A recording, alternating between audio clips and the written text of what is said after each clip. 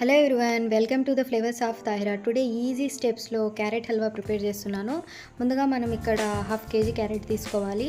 ఇక్కడ మనకు రెగ్యులర్గా దొరికే క్యారెట్ తీసుకొని పీలర్తో ఇలా చూపించిన విధంగా మనం పీల్ చేసుకొని పెట్టుకోవాలి. వన్స్ పీల్ చేశాక క్యారెట్ని వాష్ చేసుకొని ఇలా గ్రేటర్తో చిన్నవిగా గ్రేట్ చేసుకొని పక్కన పెట్టుకోవాలి.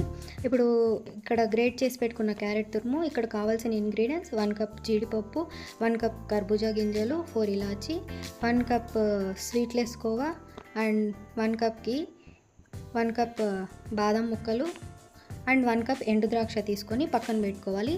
ఇప్పుడు మనం తయారు చేసుకునే విధానం స్టార్ట్ చేస్తాము. ఇప్పుడు మనం స్టవ్ వెలిగించుకొని ఒక గిన్నె పెట్టుకోవాలి. ఇందులోకి 2 టేబుల్ స్పూన్స్ నెయ్యి వేసుకోవాలి. నెయ్యి బాగా వేడయ్యాక ముందుగా మనం చాప్ చేసి పెట్టుకున్న బాదం ముక్కలు, జీడిపప్పు ముక్కలు వేసుకోవాలి.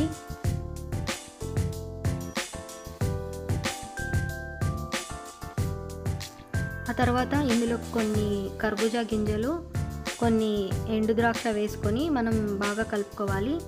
ఇవి బాగా కలిపేసిన తర్వాత కొంచెం సేపు పక్కన పెట్టుకొని ఉంచుకోవాలి.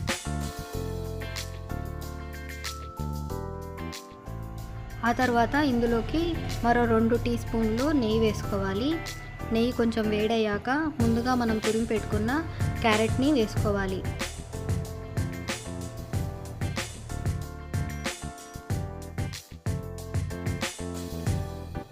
ఇప్పుడు మనం క్యారెట్లో నుంచి నీళ్లు పోయే వరకు గరిటెతో 2-3 సార్లు తిప్పుతూ ఉండాలి. ఇప్పుడు ఇలా చేసామంటే మన హల్వాకి బాగా టేస్ట్ వస్తుంది.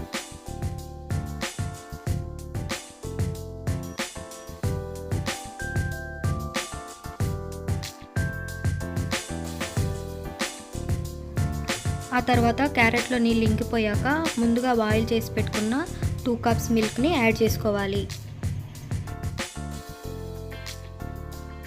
ఇప్పుడు ఆ మిల్క్ అంతా క్యారెట్కి బాగా కలిసేలాగా మనం 2-3 సార్లు గరిటెతో తిప్పుతూ ఉండాలి. అప్పుడే మనకి హల్వా బాగా చిక్కబడుతుంది.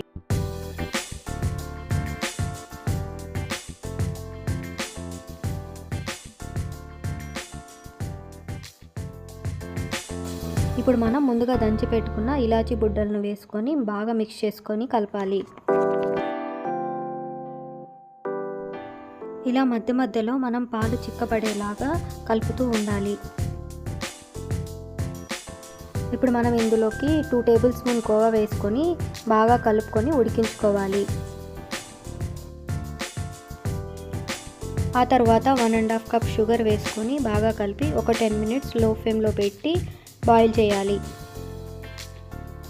ఇప్పుడు మనం మూత తెరిచి అడుగు అంటకుండా గరిటెతో 2-3 సార్లు కలుపుతూ ఉండాలి. ఇప్పుడు హల్వా చిక్కపడుతూ ఉండగా ముందుగా మనం వేయించి పెట్టుకున్న డ్రై ఫ్రూట్స్ని వేసుకొని బాగా కలుపుకోవాలి.